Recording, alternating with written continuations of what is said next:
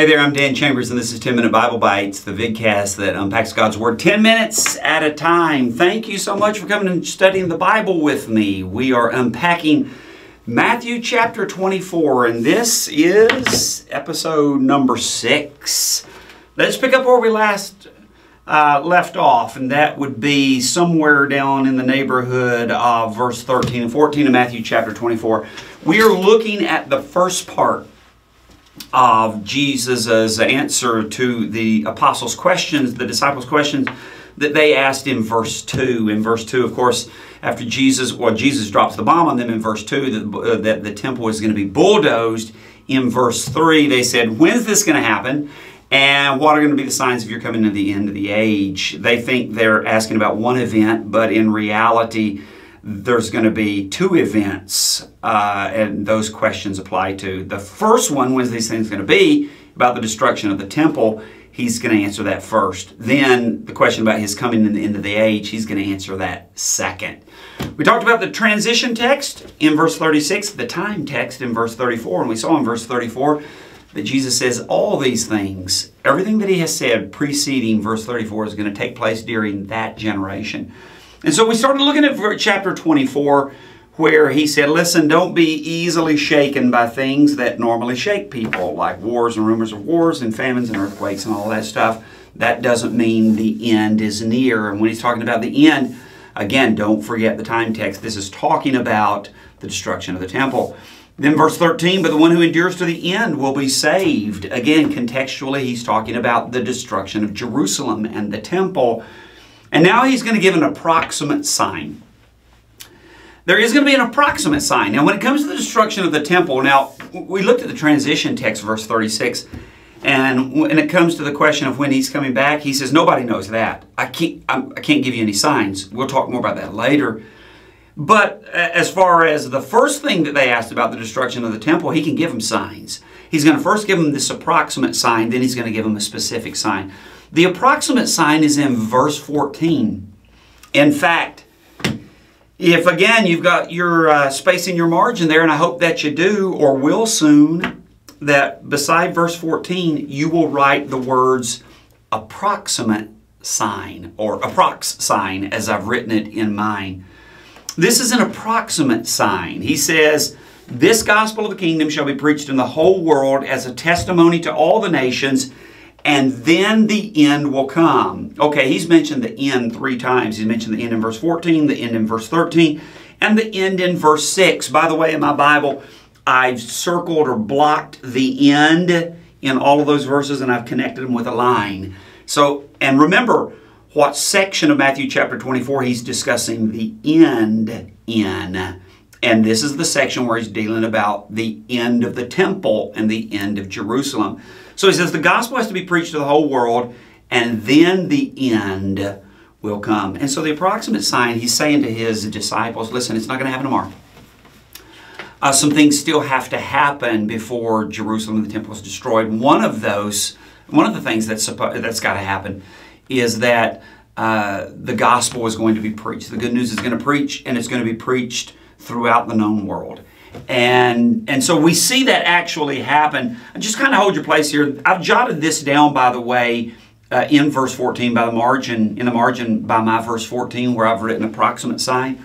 I've written Colossians 1, 6 and 23. So 2 verses in Colossians 1, verse 6 and verse 23. Let's turn over there to Colossians chapter 1. You'll see what I'm talking about, Colossians chapter 1. Let's see. I know it's here somewhere. Yep, there it is, Colossians chapter 1, verse 6. Paul writes this. He speaks of in verse 5, the hope laid up for you in heaven, of which you previously heard in the word of truth, the gospel, he says, which has come to you just as in all the world. Also, it is constantly bearing fruit and increasing. Now look down at verse 23. If indeed you continue in the faith, firmly established and steadfast, not moved away from the hope of the gospel which you have heard, which was proclaimed in all creation. And so I have here in Colossians chapter 1, I have underlined in all the world in verse 6. It's come to you, the gospel's come to you, he says, just like it has in all the world. And in verse 23, the gospel has been proclaimed in all creation. I've underlined that, and I've linked them together with a line. So we get here in Colossians chapter 1 that that's exactly what was going on. The gospel was spreading, and the gospel began there in Jerusalem. And as Jesus said it would, it began there and it went into Samaria and Judea and then Samaria into all the parts of the earth. And so Jesus is saying here in verse 14 of Matthew chapter 24 that this is an approximate sign. Again, it's not happening tomorrow. The temple is not going to be destroyed tomorrow. Some things have to happen first. And one is the gospel has to be proclaimed to the world. Now, the next verse, he moves from the approximate sign to a specific sign for the destruction of Jerusalem and the temple. Verse 15, the New American Standard, which is what I use, he says, therefore, now that's important. I've circled that. Now, you might have the NIV or the ESV, and if you do, I believe the NIV and the ESV says so. I think the New King James says the same thing as the New American Standard, therefore. So, therefore, it's still a significant word. It's connecting it with what Jesus just said. He's linking these two together. Okay, based on everything that I'm saying to you, therefore, so, here's how you need to respond. And so these are linked together. So, what we're going to see, beginning in verse 15, everything that Jesus tells them to do doesn't make any sense if the end he's talking about is the end of all things. The things that Jesus is about to tell them to do in verse 15 forward and on only make sense if the end that he's talking about in this section is the end of Jerusalem and the temple. So, therefore, specific sign. Oh, by the way, you know how I wrote approximate sign by verse 14? Approximate sign of the end of the temple? I've written specific sign by verse 15.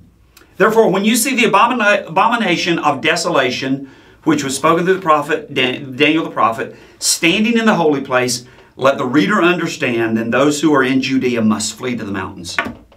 There's your specific sign. Jesus says, I'm going to tell you when it's time to get out of Dodge, or Jerusalem as the case may be. When you see the abomination of desolation standing in the holy place, when you see the abomination that causes desolation, the desolation of Jerusalem, the desolation of the temple, when you see this abomination standing in the holy place, then you need to get out. You need to flee to the mountains. Okay, what is that abomination of desolation? Well, here's something you need to write in the margin of your Bible. I have underlined abomination of desolation. I have drawn a line to my margin or just above this, and I have written Luke 21:20. That's the text that you need to write down. Luke 21:20. Now, when you write that down, turn over to Luke 21:20. This is Luke's version of the same thing. And Luke's going to put it in a little bit different language that's going to clarify what the abomination of desolation is. Luke chapter 21, verse 20. Okay, ready? But when you see Jerusalem surrounded by armies, then recognize that her desolation is near. Then those who are in Judea must flee to the mountains. That's a really important verse that you need to make sure you have linked to verse 24, chapter 24, verse 15. When you see the abomination of desolation standing in the holy place, Luke says, when you see Jerusalem surrounded by armies, then recognize that her desolation is near. Jerusalem's the holy place. It's the holy city. It had the holy house of God.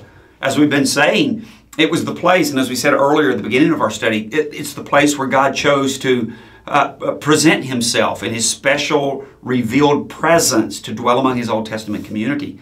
So when you see armies surrounding Jerusalem, that's the specific sign. You're going to be able to get away from the destruction. You're going to be saved when Jerusalem is destroyed.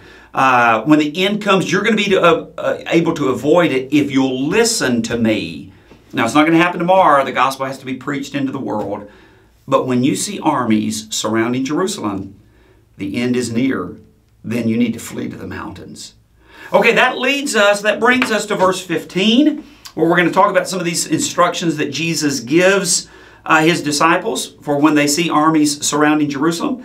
And we'll take a look at that on the next episode of 10 Minute Bible Bites. Thanks again for joining me in this Bible study.